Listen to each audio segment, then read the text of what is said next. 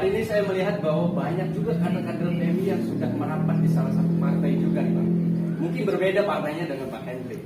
Nah, ini apakah kemudian Bang Hendrik akan mengikuti juga mereka yang sudah pasti di dalam partai itu? Apakah juga Bang Hendrik memilih partai lain untuk bisa maju ke dalam kontestasi di 2024? Saya sih ini terlalu dalam ini terlalu dalam mengulik saya persoalan pribadi saya. Tapi nggak apa-apa, ini menarik sebenarnya.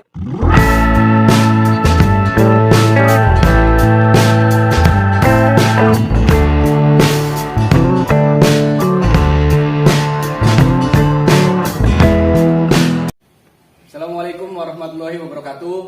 Kembali lagi di channel saya Donianto TV. Hari ini kita kedatangan tamu yang sangat spesial. Beliau adalah aktivis pergerakan mahasiswa Islam Indonesia dan juga merupakan politisi muda yang garang dan juga sangat berwibawa. Tapi ada sisi lain yang kemudian mungkin teman-teman belum tahu dari diri beliau. Oke, langsung saja kita sambut. Ini dia Bung Hendrik. Selamat siang, Bung Hendrik. Kita sudah lama ini Bang nggak ketemu, akhirnya alhamdulillah sekarang Hampir 2 tahun Mas Doni. Hampir 2 tahun ya Bang. Nggak bisa bertemu secara tatap muka ya. Alhamdulillah kita hari ini bisa bersilaturahmi dengan senior saya Bang Hendrik. Dengan perjalanan yang begitu panjang karena beliau ini merupakan politisi muda. Ini gimana Bang? Hari ini kabarnya Bang? Alhamdulillah Mas Doni, seperti yang Anda ketahui, hari ini saya dalam keadaan baik, sehat walafiat. Mungkin ya kalau ada sedikit masalah mah namanya juga manusia. Iya benar. Ya kan seperti tidak itu. luput dari masalah ya. Iya, manusia itu saya rasa semua punya masalah. Cuma yang membedakan adalah cara kita menghadapi masalah itu. Betul. Ya. Tapi karena saya sudah dididik, di kader, di pergerakan mahasiswa Islam, di PMI, mungkin saya lebih enjoy saja. Padahal mah kalau dibuka otaknya saya dengan masyarakat umum, mungkin alternatifnya kebanyakan saya atau kebanyakan mereka. Tapi mungkin cara saya mengatasi masalahnya saja yang berbeda. Iya. Bang, ini sebetulnya mungkin banyak teman-teman yang penasaran dengan profil daripada Bang Hendrik. Sebetulnya Bang Hendrik ini awal muasalnya ini dari dari mana? Karena Bang Hendrik ini aktif di berbagai organisasi dan juga kemudian menjadi tokoh muda yang sangat berpengaruh di Indramayu. Saya ingin coba untuk konsen terhadap Bang Hendrik ini Pak. Bang Hendrik. Sebenarnya begini, kalau saya dibilang tokoh muda berpengaruh, saya rasa itu terlalu ada metafor, artinya terlalu berlebihan.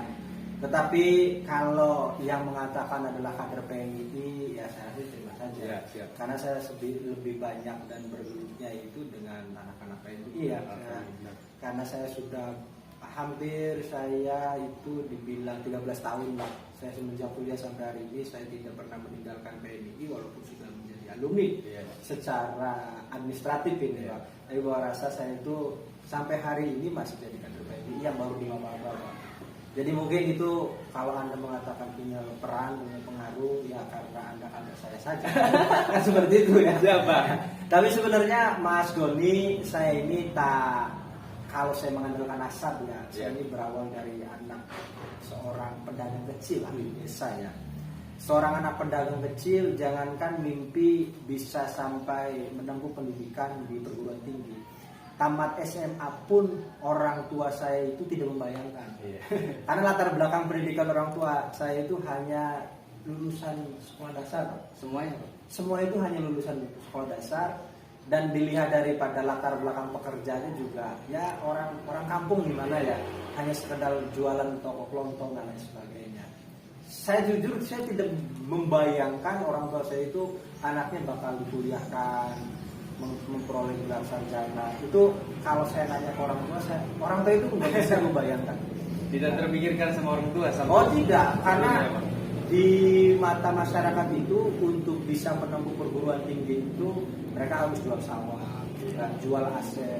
Sedangkan orang tua itu tidak ada warisan dari kakek dan nenek saya, ya, kecuali dia hanya menanamkan semangat bagaimana bisa bekerja mencari uang yang halal untuk menafkahi keluarga.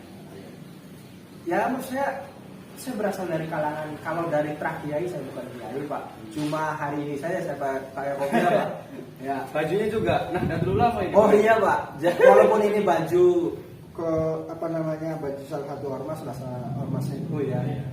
Saya kalau dilihat dari nasab, sekali lagi saya bukan dari orang yang kebetulan, bukan Pak. Cuma ini ada pengalaman menarik Pak sebenarnya Pak. Gimana? Karena saya mengenal dunia keislaman itu sebenarnya berawal dari saya lulus SD 2002. Ya. Saya itu 2002 itu ya seorang anak kecil yang hendak tamat di sekolah dasarnya. Malam itu Pak, saya ketika mau lulus itu malam itu saya bermimpi Pak. Ya, bermimpi saya itu sedang diinterogasi Pak. Yang menginterogasi saya itu bukan dari penyidik kepolisian, kejaksaan atau KPK, bukan. Aneh ini Pak, lebih nyata. Seorang anak berusia 12 tahun, saya bermimpi malam itu ya menjelang lulus itu saya dimimpi diinterogasi sama malaikat Pak. Ini pernyataan yang tidak mengada-ngada Pak. Ini benar Pak? Betul adanya. Ya, karena saya ditanya beberapa persoalan agama yang kemudian saya tidak mampu untuk menjawab Pak. Pagi saya bangun, lalu kemudian pagi itu juga saya mengajukan satu permintaan Pak kepada orang tua. Saya mengajukan satu permintaan kepada orang tua. Saya ingin melanjutkan jenjang pendidikan sekolah saya di pesantren Pak. Ya, jadi motivasi saya pesantren itu terlahir bukan dari keinginan orang tua, Dari diri sendiri. dari diri saya yang diawali dari proses spiritual Pak, melalui proses mimpi. Ini benar, saya bukan pernyataan yang mengada-ngada. Sudah seperti Kanjeng Nabi ya ceritanya. Oh, kalau Kanjeng Nabi terlalu tinggi Pak. Ini terlalu tinggi Pak. Sampai bermimpi gitu. Ya barangkali Allah mengilhami saya melalui proses mimpi Pak. Ya. Akhirnya orang tua itu karena dia tidak memiliki latar belakang pesantren, dia tanya-tanya kepada kerabat dekat, pada teman-temannya. 2002 saya dibuang Pak. Dalam arti disekolahkan, saya dibabakan Pak. Babakan Ciwaringin. Ya, Itu mulai dibabakan. dari MTS apa SMA Pak? Saya di SMP. SMP langsung Ya. mondok ke Ciwaringin. Langsung di pesantren Ciwaringin. Kalau di pesantren Ciwaringin itu kan lembaga formalnya banyak Pak. Ada SMP swasta, ada negeri, ada MTS. Nah saya alhamdulillah diberi kesempatan, ditakdirkan untuk bersekolah di SMP Negeri 1 Ciwaringin. Ya, tahun 2002 kalau tidak samanya. Ya. Nah ini menarik juga Pak. Gimana? Saya itu ketika belajar di SMP 1 Ciwaringin, ya kelas 1, Ya. kelas 2 itu rapot saya hampir semuanya merah Pak. Ya. Ini alasannya kenapa Pak? Alasannya sederhana. Ini kalau anak-anak alumni Babakan mungkin lebih tahu ya. Tahu lah. Saya itu aktivitas sehari-harinya ya motivasi belajar agamanya kuat, tetapi Ya. tidak memiliki motivasi untuk belajar pendidikan formalnya rendah Pak. Jadi setiap hari itu saya ketika di Babakan itu dari pesantren saya berangkat, Ya. sebelum nyampe sekolah saya berbelok arah Pak. Kemana nih arahnya? Kalau anak Babakan lebih tahu, saya biasanya itu nongkrongnya itu di Makbarah Kiai Hanan Pak. Oh, Ya di situ kadang saya sambil tiduran, ya biasa rutinitas santri. Ya rutinitas santri. Kalau nggak di Makbarah Kiai Hanan, saya ke Kasab. Kadang di zaman dulu itu zaman saya sebelum ada media sosial ya, Ya. saya sering ke Risalah, jalan-jalan, sering ke Perapatan di Majalengka Pak. Di kelas 3 itu saya disurati langsung ke sama wali kelas Pak. itu pas kelas berapa Pak? Kelas 3. Kelas 3. Kelas 3 Mas. Tiga SMP Kenaikan, ya, ya, kenaikan kelas 3 SMP. Saya ingat betul yang disurati itu satu pondok saya itu ada 2. Saya dengan teman saya orang Jakarta Utara. Namanya Rizkian Saiful. Saya itu dibuat surat pernyataan bahwasanya kalau saya masih melakukan hal yang sama, membolos sekolah itu saya diancam tidak naik kelas. Ya, tidak naik kelas. Kalau tidak salah yang jadi wali kelas itu di kelas 2 itu namanya Ibu Yaya. Ibu Yaya. Ibu Yaya, rumahnya di sebelah sampingnya Man Model. Nah, akhirnya saya di kelas 3 itu mulai ada perubahan. Ya, karena yang namanya anak kecil itu kalau nggak dipaksa, yang akan berubah Pak. Jadi pendekatan guru saya itu pendekatan humanis sudah, tinggal pendekatan psikologi Pak. Saya diancam nggak naik kelas, dilaporkan orang tua, udah itu psikologi saya sudah kemana-mana itu. Tapi orang tua sudah tahu bang? Alhamdulillah tidak pak. Sampai hari ini orang tua Orang saya tua nggak tahu? tidak tahu kalau anaknya suka Biasa. bolos pak. Nah alhamdulillah. Akhirnya saya ada perubahan di kelas 3, saya ikut eskul bola basket. Ya untuk biar saya lebih enjoy di sekolah. Baru kelas 3 saya alhamdulillah saya tidak ada alfa pun yang standar. Sampai lulus SMP pak. Sampai lulus SMP. Luar biasa itu perjuangan melawan kemalasan. Ya, ternyata Pak, yang saya alami itu perjuangan yang paling sulit itu bukan perjuangan melawan layaknya Ukraina melawan Rusia ya. Kalau Ukraina lawan Rusia tinggal angkat senjata, bidik, tembak, selesai. Yang paling sulit itu adalah melawan rasa malas pada diri sendiri, Pak. Dan alhamdulillah saya pernah taklukkan persoalan itu, Pak. Ya, dengan intimidasi dari guru, Pak. Ya, itu luar biasa sekali. Jadi patut disyukuri ya, Bang. Alhamdulillah, Pak. Karena saya ingat betul orang yang menyelamatkan saya, guru saya namanya Ibu Yaya. Ibu Yaya. Ibu Yaya. Kalau orangnya masih hidup nggak kira-kira, Pak?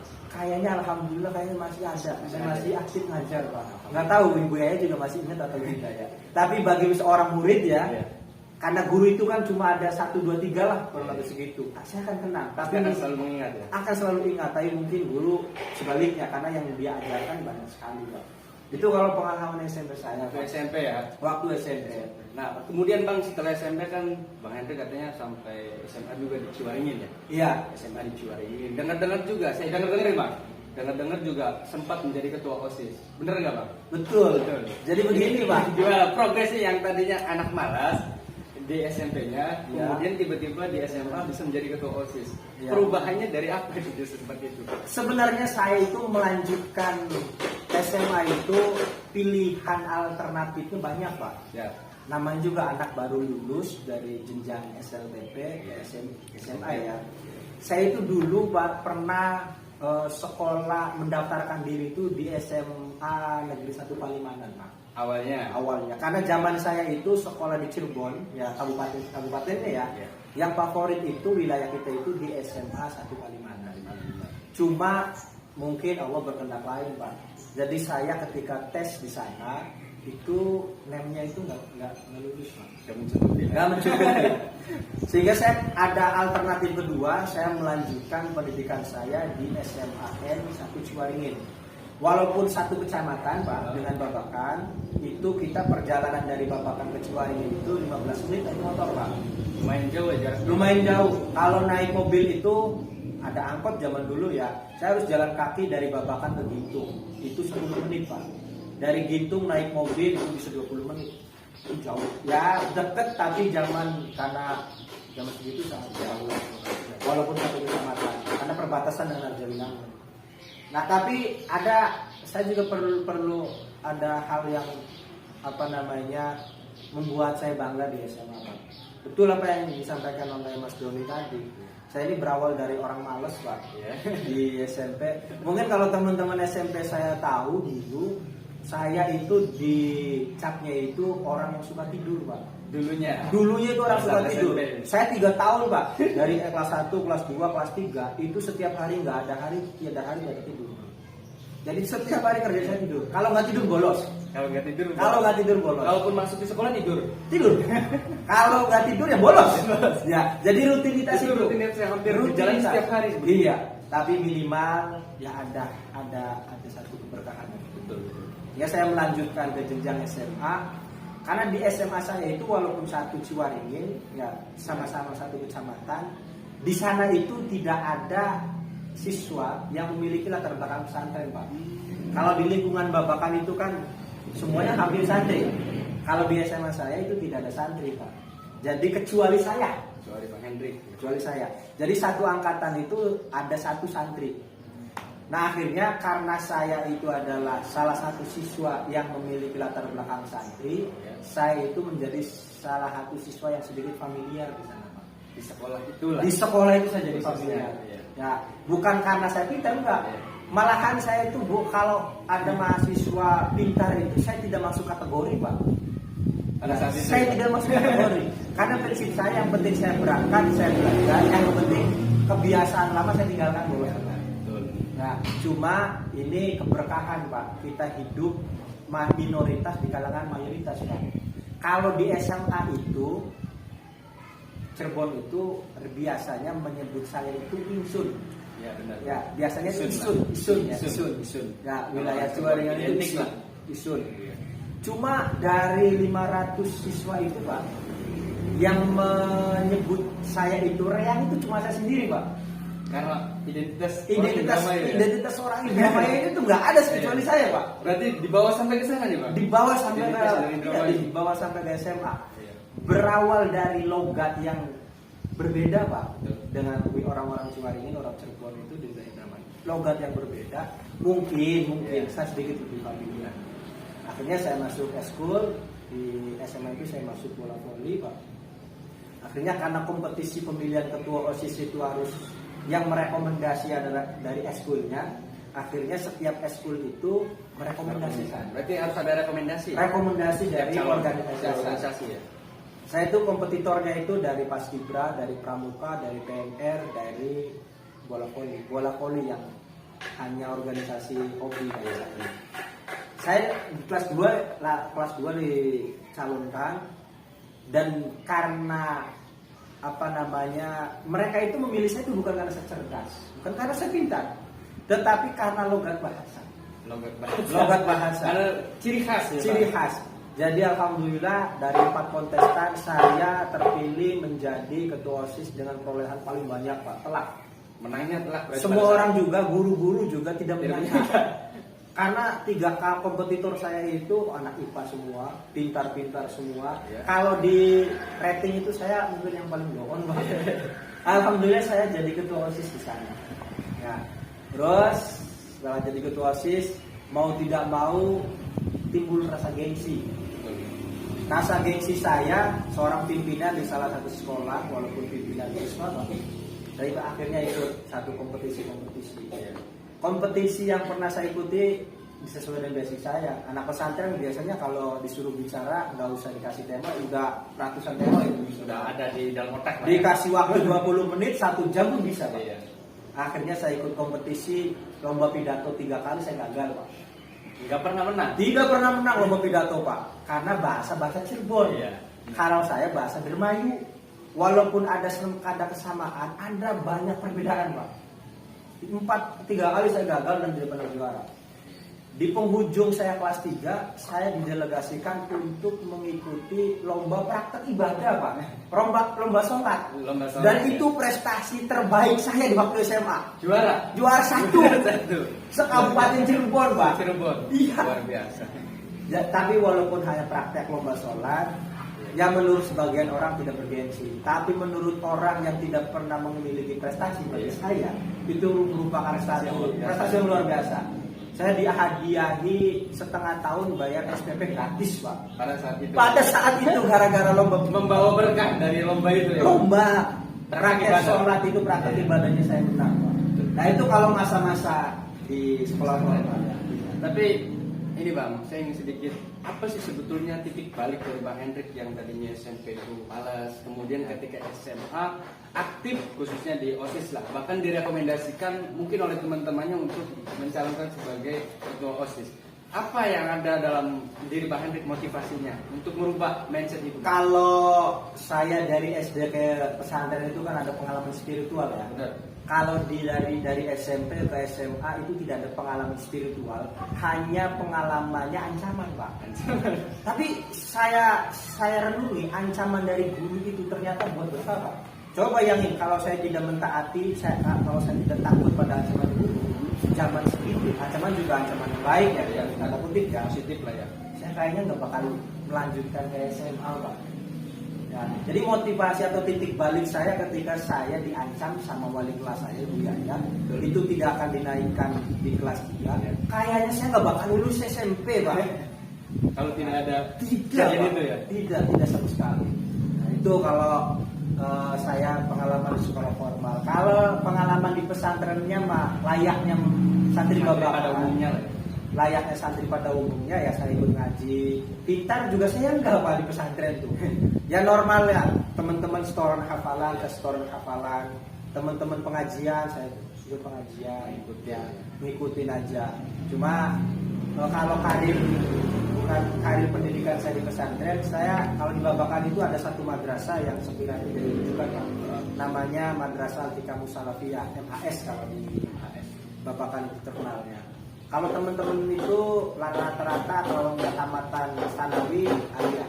Kalau saya alhamdulillah kan cuma tamatan Ibtidaiyah. Ya. Kenapa? Karena waktu sekolah di Sanawi itu pagi, saya melanjutkan ke SMA ini juga pagi, jadi nggak bisa berbentrok. Kalau sekarang mendengar-dengar ada kelas siangnya, jadi nggak ada. Kalau sekarang banyak alternatif. Kalau pagi nggak bisa, silakan siang. Kalau zaman saya mau melanjutkan ke Sanawi, Susah ya Bang? sekolah SMA-nya harus ada yang dikorbankan. Dan zaman itu saya memilih untuk sekolah SMA, Pak. Jadi kalau bahasa kampungnya, Pak, saya ini setengah matang, Pak. Ilmu agama ya setengah, ilmu pendidikan formal yang nggak terlalu pinter-pinter amat. Kalau blow on banget ya enggak juga sih. Ya, buktinya saya lulus tersertifikasi karena saya juga pernah melakukan ujian nasional dan lulus. Berarti itu kan tersertifikasi kan, Pak? Ada data Bisa. Itu kalau saya 2006, 2008 atau 2009 itu saya memilih untuk tidak melanjutkan pesantren. Berarti setelah lulus dari SMA itu apakah langsung lanjut ke jenjang perkuliahan atau seperti apa, Bang? Alhamdulillah setelah saya lulus, rencananya itu saya pengen saya pengen menempuh pendidikan keluar kota. Awalnya ya? Awalnya kalau tidak ke Bandung saya ke Jogja. Iya. Cuma karena sekali lagi basic ekonomi keluarga sekiranya tidak mumpuni, akhirnya orang tua itu memberikan alternatif. Kalau mau melanjutkan ke jenjang perguruan tinggi silakan. Iya. Yang terpenting di Indramayu saja. Padahal motivasi tingginya ya siapa anak lulusan SMA yang nggak mau sekolah di ITB, IPB, walaupun saya nggak pernah ikut seleksi, Pak ya. Kalaupun saya ada, pasti ada. Kalau saya ikut seleksi juga belum tentu terima kan? Terima. Nah, tapi ya tadi orang tua menghendaki anak-anaknya udah sekolah atau kuliahnya di Indramayu. Di daerah sendiri lah ya. Sehingga saya meyakini karena saya sedikit masih terbawa suasana pesantren, apa yang dikatakan oleh orang tua itu pasti yang terbaik buat anak. Benar. Akhirnya saya berkuliah di UNIR 2008-2009. Ya. Terus setelah lulus pesantren langsung kuliah, Pak? Langsung, Pak. Langsung kuliah. Jadi alhamdulillah saya itu tidak ada yang namanya proses pendidikan yang Tersendat. mandek. Saya TK 2 tahun, Pak. Saya TK 2 tahun, lalu langsung SD selesai langsung SMP, SMP selesai langsung SMA, SMA selesai langsung S1, S1 selesai langsung S2. Jadi nggak ada jadi saya berapa puluh tahun itu belajar terus. Tapi yang namanya saya yang nggak pinter-pinter kayak gini aja, Pak. Enggak lah, ini luar biasa. Seorang tokoh muda yang banyak digemari juga oleh anak-anak muda. Nah ini Bang, kita juga pengen tahu latar belakang ketika kemudian Bang Hendrik menjadi mahasiswa gitu loh. Karena mungkin teman-teman juga banyak yang belum tahu seperti apa perjalanan atau track record daripada Bang Hendrik ketika menjadi mahasiswa sampai kemudian juga dikenal oleh orang-orang sebagai ya politisi muda lah yang luar biasa. Pertama, kalau saya kuliah sebenarnya lagi-lagi nggak ada bedanya sih dengan mahasiswa lainnya. Cuma tadi prinsip saya kuliah itu pada dasarnya startnya sama, Pak. Sama ya. Masalahnya juga sama. Tapi lagi-lagi saya punya prinsip cara mengelola permasalahan ini seperti apa. Ya. Caranya ini Pak yang berbeda, Pak. Saya kuliah layaknya teman-teman, saya ikut. Saya kan teman-teman ngerjain tugas, saya ngerjain tugas. Ya pada umumnya lah ya. Iya, cuma mungkin saya lebih mengambil jalur yang lebih ekstrim, Pak. Artinya ketika teman-teman tidak ikut organisasi, saya ikut organisasi.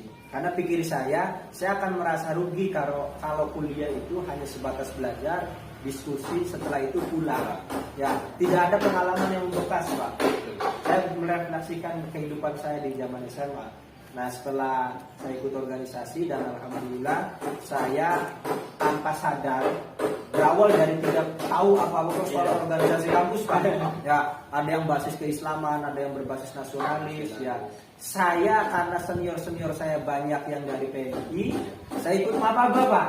Nah, awal mula yang mengajak Bang Hendrik ikut maba itu siapa, Bang? Kalau tidak salah senior saya namanya, Kurang saya sekali. masih ingat Pak sampai Siap. hari ini. Siap. Yang ajak itu Bapak Mas Kalim. Mas Kali. Mas Kalim itu orang Bangkir, Pak. Orang main alumni Alumni FAI. FAI.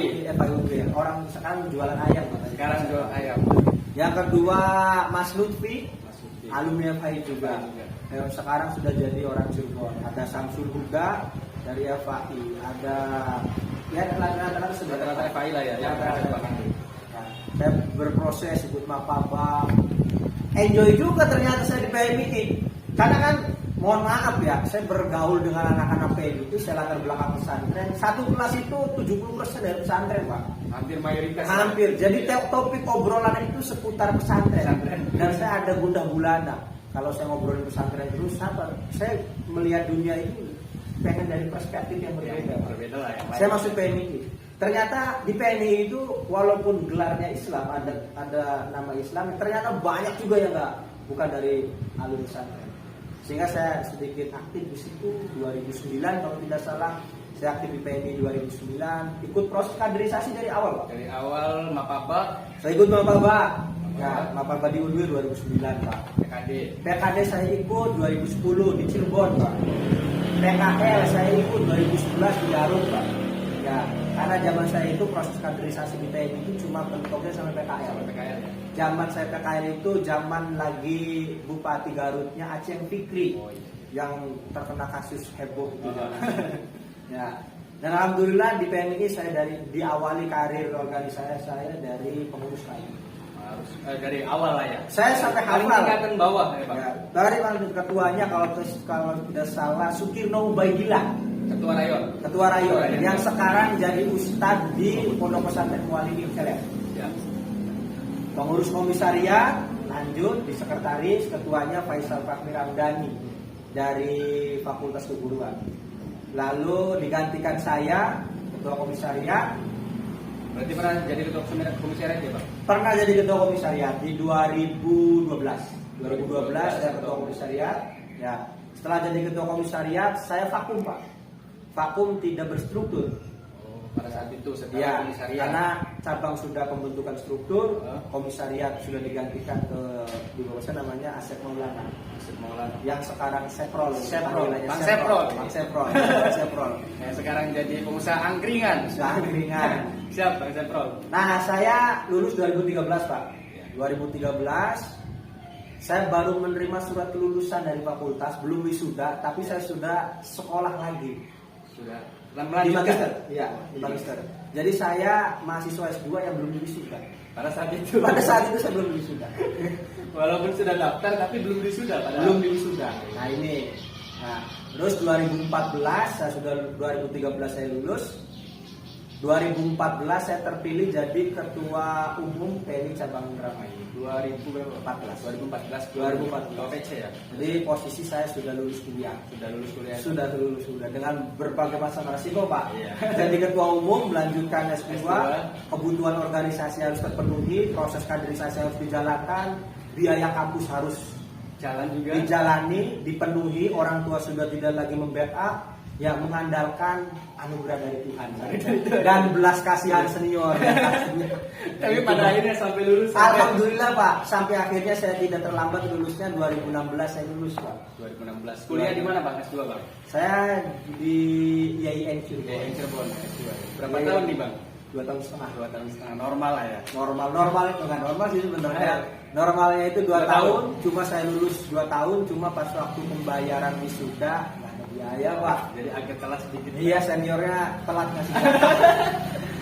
Tapi yang penting bisa lulus. Bahkan Alhamdulillah. sampai hari ini Bang Hendrik yang tadinya menjadi mahasiswa di universitasnya, bahkan hari ini sudah menjadi pengajar di situ, Bang. Alhamdulillah saya dipercaya untuk menjadi bagian dari Universitas Wirausaha.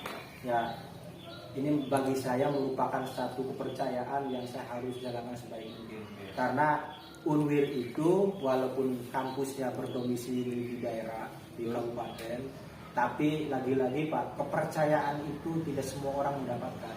Jadi ketika saya dikasih amanah dan kepercayaan sama dosen-dosen saya untuk mendedikasikan keilmuan saya di UNWIR, ini merupakan menurut saya satu prestasi yang dibanggakan. Karena tidak semua mahasiswa mungkin mengalami nasib yang sama seperti saya. Kalau masalah saya rasa mau saya ceritakan ya. Benar.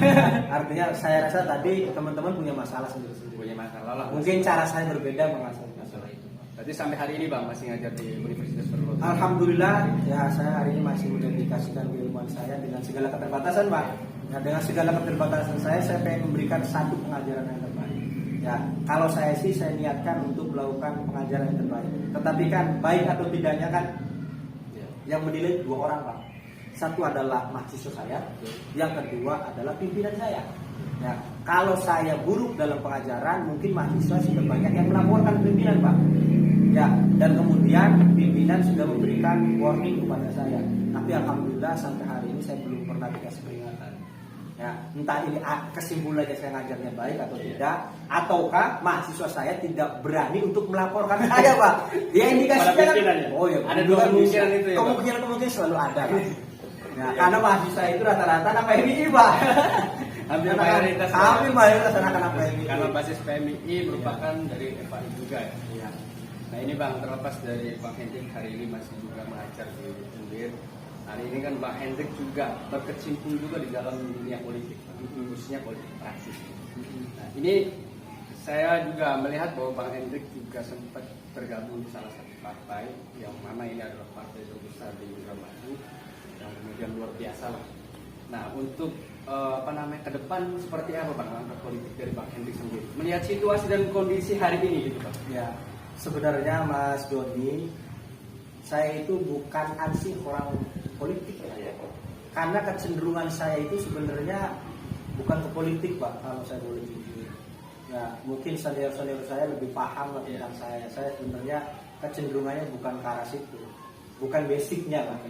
Cuma mungkin saya pada satu sisi terjebak pada satu situasi yang tidak memungkinkan saya memilih alternatif lain kecuali saya harus masuk pada ruang itu, masuk ruang itu. Dan saya aktif di salah satu partai politik di Indramayu. Ya, nggak ada screening di nggak kan ya Pak? Ya, nggak ada. Saya sebut saja partainya saya akan aktif di Partai Golkar. Ya, dan semenjak 2015. Semenjak 2015 aktif. Semenjak 2015 saya aktif di Partai Golkar, layaknya seorang kader partai yang memiliki basic seorang pegiat kampus, aktivis kampus. Saya memiliki segudang tawaran gagasan berkaitan tentang pembenahan partai itu sebagainya. Tetapi kan itu kan pandangan kita ketika belum masuk partai politik. Ketika sudah masuk partai politik mungkin jurusnya berbeda. Dan ternyata saya belajar banyak dari senior-senior Golkar. Saya walaupun belum pernah ikut kontestasi, tapi karena saya kader partai, maka saya harus sebisa mungkin sekuat tenaga untuk membesarkan partai. Saya ikut terlibat dalam pemenangan salah satu orang calon, baik DPRD, kabupaten, provinsi atau RI, dan alhamdulillah semuanya sudah jadi, Pak. Lalu kemudian saya terlibat di Pilkada 2015, alhamdulillah jadi. 2020 alhamdulillah saya terlibat walaupun nasib berkata lain, Pak. Tapi bagi saya tidak ada pengalaman yang kemudian hanya berakhir sebuah kegagalan. Di balik sebuah kegagalan itu ada satu pelajaran penting bagi kita. Pelajaran pentingnya minimal, begini ya rasanya kalah tuh. Kayaknya nggak enak sekali gitu. Karena kita sudah terbiasa menang, Pak. Saya itu tidak pernah mengalami satu kegagalan dalam kontestasi politik di kampus, di mahasiswa itu. Saya 5% gagalnya, Pak. Ya, hampir semuanya menang. Dan di 2020 saya pernah mengalami satu kekalahan yang sangat pahit. Kemarin, Pak ya. Alhamdulillah saya kalah. Tapi buat apa kita terlalu merenungi itu terlalu lama? Seseorang itu harus move on, harus segera bangun. Wake up, harus segera bangun dari keterpurukan. Dan pelajaran yang saya bisa ambil adalah rasa jadi orang kalah itu luar biasa, Pak. Banyak pelajaran penting, minimal dari segi rasa. Tidak enak itu kalau ketemu orang, Pak. Orang ketemu kita, orangnya biasa saja, Pak. Tapi seakan dia itu sedang meledak kita, Pak. Padahal itu sugesti dia juga tidak ngomong apa-apa ya. Cuma sugesti. Akhirnya pelajaran saya bisa ambil, berarti kalau ada kontestasi politik ke depan, lebih baik kita bekerja, berjuang sekuat tenaga, jangan sampai mengalami satu konten kekalahan lagi. Karena yang namanya kalah betul Pak tidak enak. sangat berat. Sangat berat. Sehingga saya, oh ternyata betul. Ketika nyalonku gagal itu ada yang kabur, ada yang ini dan sebagainya. Saya pernah alami, walaupun hanya sebatas jadi tim pemenangan. Tapi paling tidak bisa merasakan lah hal-hal semacam itu. Iya Pak, jadi tim pemenangan saja dunia ini terasa sempit Pak. Apalagi Apalagi kandidat. calonnya. Ya minimal, oh saya pernah merasakan kalah rasanya seperti ini, menang rasanya seperti itu. Ternyata enakan menang daripada kalah. Ini pelajaran penting. Pelajaran penting ya. Jadi saya sering ngobrol dengan anak-anak PNP, sahabat-sahabat, dalam beberapa sesi diskusi ya. Yang namanya kalah itu jangan sampai pernah Anda merasakan seumur hidup kamu. Jadilah seorang juara, jadilah seorang pemenang. Itu yang selalu ditanamkan kan. Betul Pak, karena dunia itu tidak akan mengenang seorang yang kalah, tetapi dunia itu akan selalu mengabadikan namanya bagi seorang pemenang. Itu motivasi saya. Tapi Bang, saya juga penasaran ya Bang. Mungkin teman-teman yang lain juga penasaran. Bang Hendrik kan merupakan salah satu aktivis dari pergerakan mahasiswa Indonesia pada saat itu ya, yang kemudian selalu mengkritisi kebijakan-kebijakan dari pemerintah pada saat itu, yang kemudian pemerintahnya juga dipimpin oleh Partai Golkar. Betul, pada saat itu. Bang Hendrik dengan lantangnya selaku orator yang luar biasa lah bagi saya melihat itu. Dan kemudian mengkritisi kebijakan-kebijakan pemerintah yang dimana pemerintahnya itu adalah Partai Golkar, Betul. mana partai terbesar. Nah, lalu kemudian ketika Bang Hendrik selesai dari PMI, kemudian Bang Hendrik masuklah ke dalam Partai Golkar. Apa yang kemudian menjadi motivasi Bang Hendrik? Kenapa yang harus dipilih ini Partai Golkar? Padahal Partai Golkar pada saat Bang Hendrik menjadi mahasiswa selalu yang paling gini, Bang. Kalau saya boleh jujur Mas Doni, ini pertanyaan yang bukan pertama kali dilontarkan itu Pak. Nah, mungkin teman-teman saya, kawan-kawan seperjuangan, nah, baik dari kawan-kawan gerakan mahasiswa, kawan-kawan dari serikat buruh, serikat tani mungkin sebagian, kita sudah sering berbenturan dengan penguasa kala itu. Tapi pada endingnya kita juga terlibat dalam kekuasaan, membela mati-matian kekuasaan. Prinsip saya, ya inilah maksudnya berpolitik Pak. Ternyata apa yang kita sering bicarakan yang namanya politik itu tidak ada musawarah, tidak ada kepentingan. Karena 2015 itu kita punya kepentingan Pak. Artinya kepentingan bukan karena kepentingan personal, tapi kepentingan publik Pak. Karena saya dulu terlibat di salah satu gerakan massa tani, dan mengharuskan kita untuk bersentuhan dan kekuasaan. Dan ternyata ketika kekuasaan kita dekati, kekuasaan itu tidak seideal apa yang kita kehendaki. Ternyata harus ada keterlibatan kita di dalam. Jadi untuk memuluskan satu cita-cita besar, kadang sentuhan-sentuhan politik itu harus dijalani. Dan ternyata ketika saya masuk dalam dunia politik, walaupun penuh dengan konflik, penuh dengan intrik, tetapi karena ini adalah dunia kita enjoy saja, menikmati proses dinamika yang ada. Menikmati proses, jangankan menikmati proses yang datar-datar, menikmati proses yang sifatnya konflik ya, udah biasa lah katanya, udah biasa. Karena di PMI bahkan konfliknya lebih kan daripada itu. Cuma mungkin ruangnya saja yang berbeda. Ruangnya saja yang berbeda. Jadi bagi saya politik itu bukan lagi menjadi sesuatu yang sangar untuk dibicarakan. Bahkan persoalan obrolan politik itu harus dibudayakan. Karena sekarang kan ketika ngobrolin politik itu kan orang bercitra lain ya. Kadang citranya buruk Ya, lah. citranya buruk. Ya saya tidak menyalahkan masyarakatnya, karena politisinya yang mencitrakan itu. Nah, saya punya motivasi besar Pak, sebagai seorang politisi yang terbilang usianya masih relatif muda. Saya punya keinginan ke depan yang namanya politik itu akan dibicarakan bukan hanya dari sisi buruknya saja, tetapi konten dan pembicaraan yang baik-baiknya juga ini jangan sampai lepas dari pembicaraan dengan masyarakat. Tentunya PR ini bukan PR yang mudah, PR yang sangat besar bagi seorang politisi. Bukan hanya politisi Golkar, politisi yang lain pun sama. Ya, itu mungkin Mas Doni. Jadi mungkin itu alasannya kenapa Bang Hendrik kemudian juga merapat ke salah satu partai terbesar di Indramayu. Betul. Tapi begini Bang, hari ini kan sedang banyak hal yang kemudian ada di dalam tubuh partai Golkar tersebut Bang. Nah kemudian juga Bang Hendrik, ya kita tahu sendirilah banyak hal-hal konflik dan lain sebagainya di situ. Nah untuk ke depan, apa sih harapan Bang Hendrik ikut daripada partai politik atau berpartisipasi mengikuti partai politik, apakah ada tujuan yang ideal atau seperti apa, Pak? Saya rasa Mas Doni, kita di Golkar kemarin itu bukan konflik, Pak. Tapi kita sedang mengamalkan ajaran leluhur dari sesepuh Golkar Indrabali Pak Yance. Kita sedang mengamalkan jurusnya.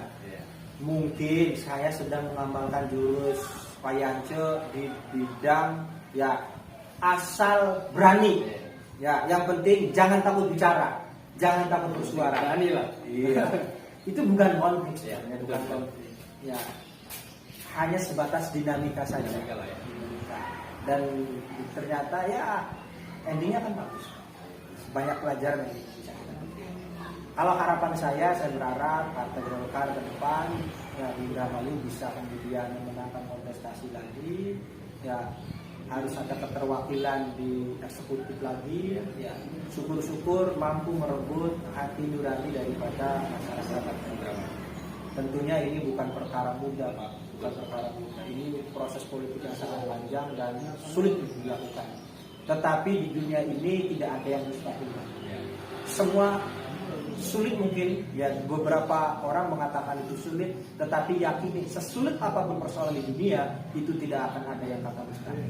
Sekali lagi, walaupun saya masuk partai nasionalis, tapi saya masih mengedepankan bahwasanya takdir dan kehendak daripada Allah Subhanahu wa taala itu mendominasi setiap langkah dan gerak kita.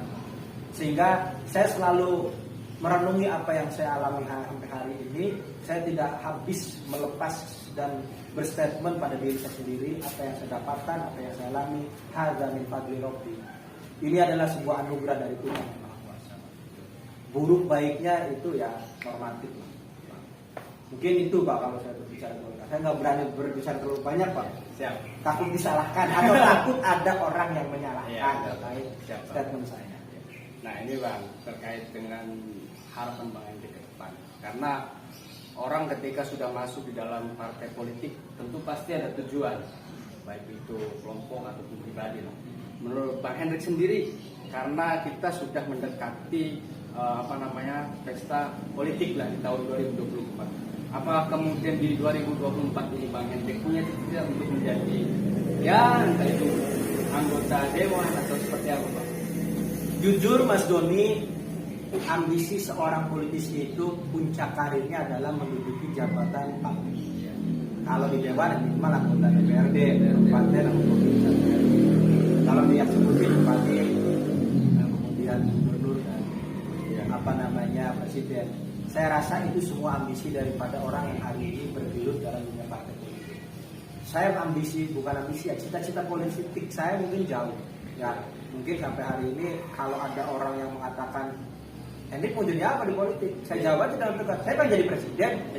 Nah, karena begini Pak, ketika kita TK, kita ditanya sama guru, ya, nah kamu mau jadi apa kalau besar? Saya pengen jadi dokter Bu, saya pengen jadi presiden Bu. Tapi tanyakan ke anak SMA, cita-cita kamu apa? Itu ada penurunan cita-cita Pak. Yang tadinya levelnya tinggi. Yang levelnya tinggi, itu jawaban anak TK itu adalah jawaban yang timbul daripada kesadaran nurani Pak, tanpa memiliki pengaruh-pengaruh dari luar. Cita-cita itu kadang terdegradasi ketika kita sudah mengenal lebih dalam tentang dunia Pak. Sehingga anak SMA ditanyakan cita-citanya pasti lebih rendah daripada cita-cita anak TK. Anak SMA ditanya dibandingkan dengan anak perkuliahan, cita-cita anak perkuliahan itu lebih rendah daripada anak SMA Pak. Saya nggak tahu, sehingga saya pengen konsisten dengan cita-cita di waktu TK saya Pak. Saya masuk politik karena saya pengen mengamalkan cita-cita saya di waktu TK. Pengen jadi presiden Pak. Jadi presiden. Pengen jadi presiden Pak. Luar biasa ini. Mungkin cita-cita yang menurut sebagian orang mengada-ngada. Tetapi kalau saya cita-citanya pengen jadi presiden, kalau nepluk bahasa Jawa ini, nepluknya jadi gubernur Pak. Minimal nepluknya nggak jauh ya. Kalau nggak jadi gubernur, saya jadi bupati Pak. Kalau nggak jadi bupati, minimal saya jadi ketua dewan. Kalau nggak jadi ketua dewan, saya jadi anggota dewan. Kalau nggak jadi anggota dewan, saya minimal jadi gembel politik Pak. Tapi minimal ikhtiarnya kita jalanin aja dulu. Tapi cita-cita nggak bisa setiap orang itu terdegradasi dan pandangan. Cita-cita harus tinggi. Nepluknya ya minimal di awan. Kalau nggak di awan, jatuhnya ya di genteng rumah Pak. Kalau cita-citanya pengen sampai ke genteng rumah, ya jatuhnya juga lebih tinggi. Ya. Tapi karena saya berangkat dari gerbong pergerakan mahasiswa Islam Indonesia, saya ambisi politik itu kan muncul daripada keinginan personal.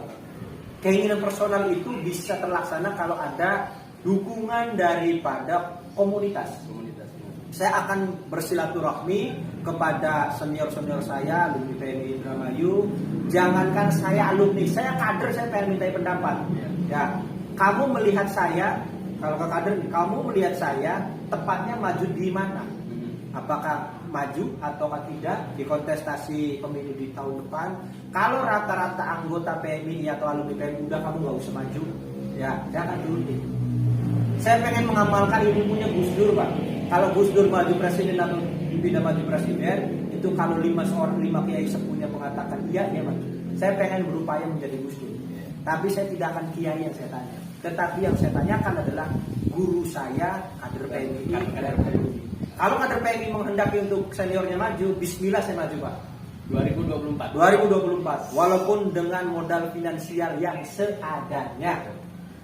Tapi punya semangat tinggi untuk mengabdi kepada masyarakat. Iya, saya yakin doa kader-kader PMI itu mustajabah. Kenapa? Kader PMI itu dekat dengan masyarakat, dia sedang menjadi seorang pelajar, seorang penuntut ilmu, maka tidak akan ada tirai penghalang antara dia dengan Tuhannya yang dia permintakan, yang dia mau ajukan permohonannya kepada Tuhan.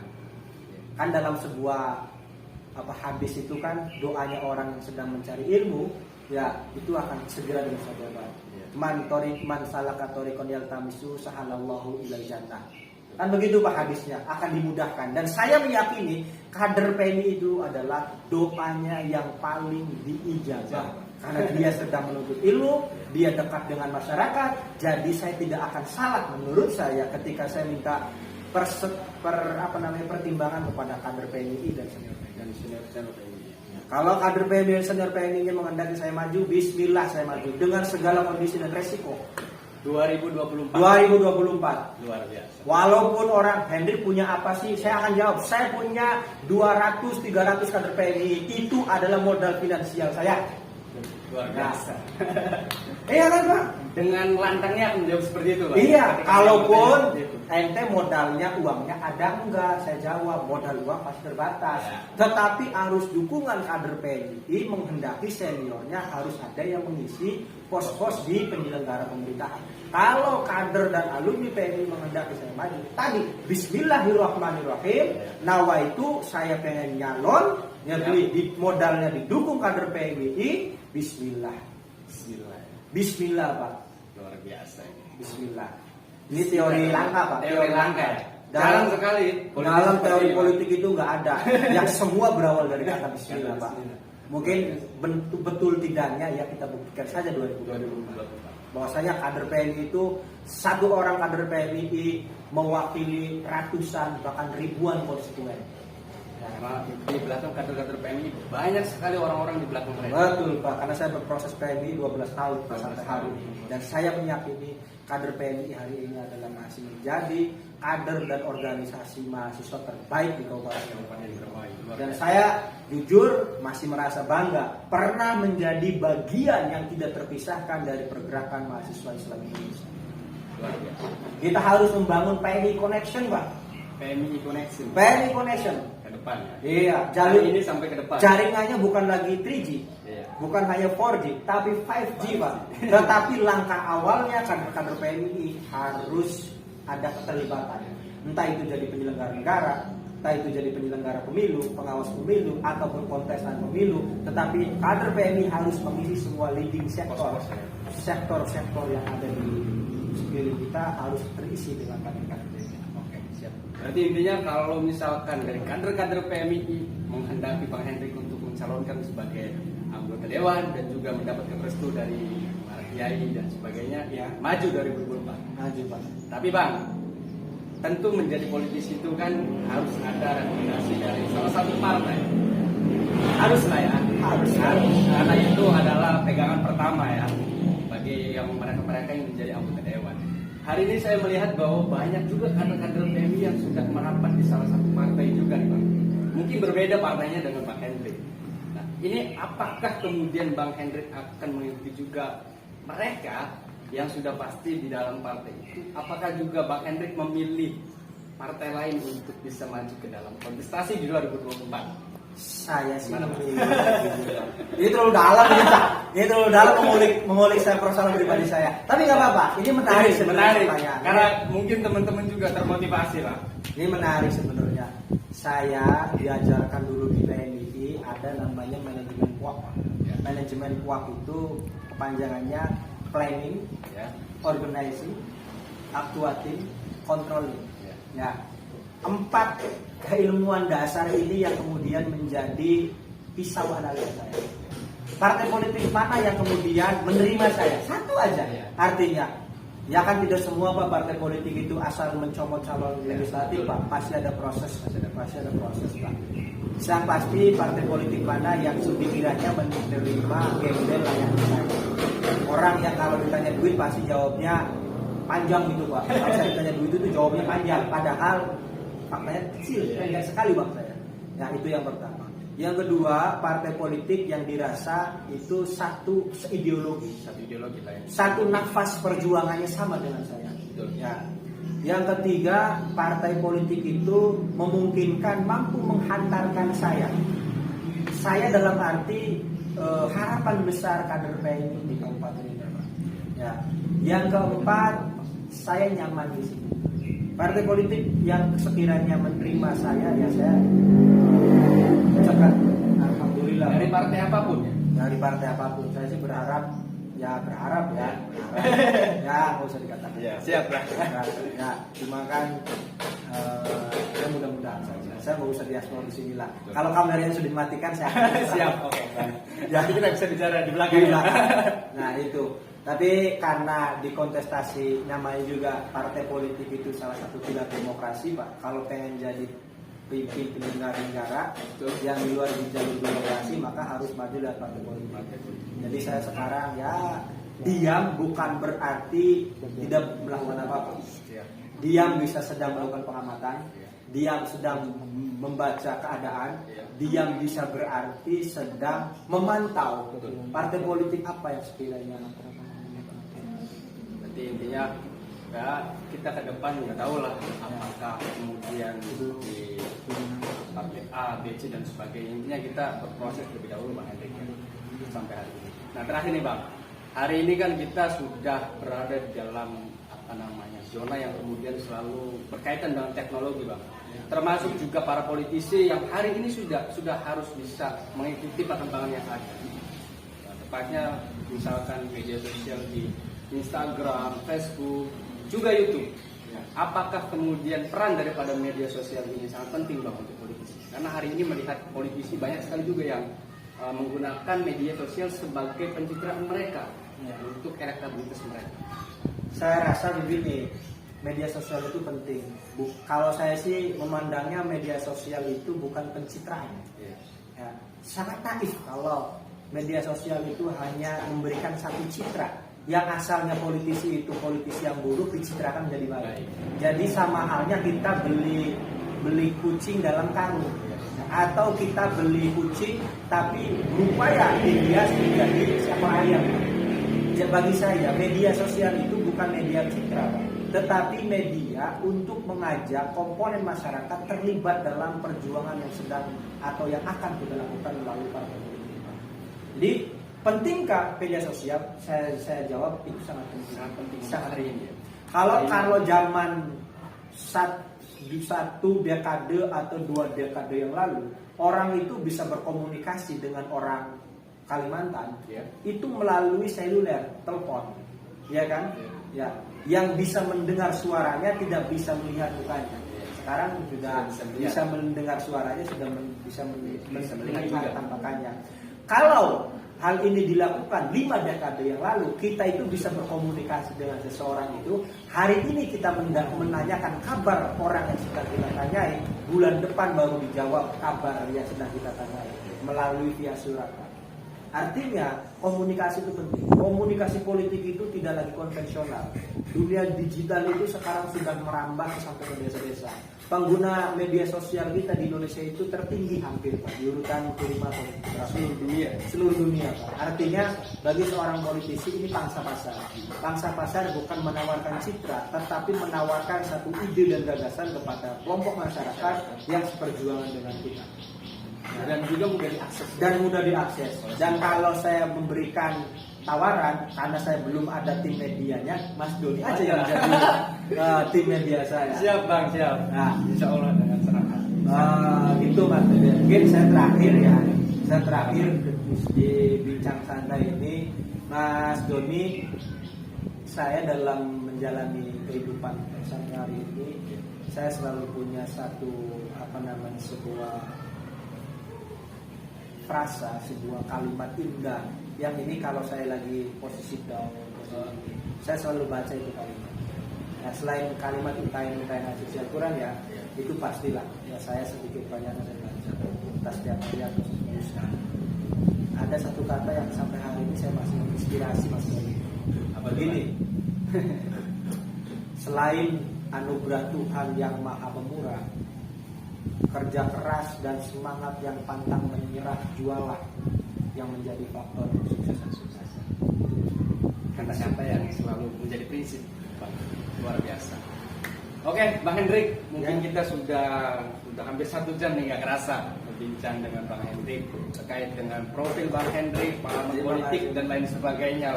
Luar biasa, mudah-mudahan menginspirasi bagi teman-teman semua, bagi sahabat-sahabat semua yang menonton video ini, mudah-mudahan bermanfaat. Amin. Jangan lupa subscribe channel Dunia. Nah, saya sekali lagi mohon untuk semua sahabat-sahabat PMII dimanapun kalian berada, baik dari Unir atau komisariat yang lain, ya komisariat Kampus Putih, Al-Amin, Said Sabi, Polindra, Kaplongan, jangan lupa klik tombol subscribe, like dan bunyikan loncengnya, dan jangan lupa sebar di beberapa kanal WA grup teman-teman. Nama channelnya Bang? Donianto TV. Donianto TV ya. Terima kasih Bang Hendrik atas perbincangannya pada siang hari ini. Mudah-mudahan bermanfaat. Terima kasih atas waktunya. Sekian dari kami. Wassalamualaikum warahmatullahi wabarakatuh. Salam.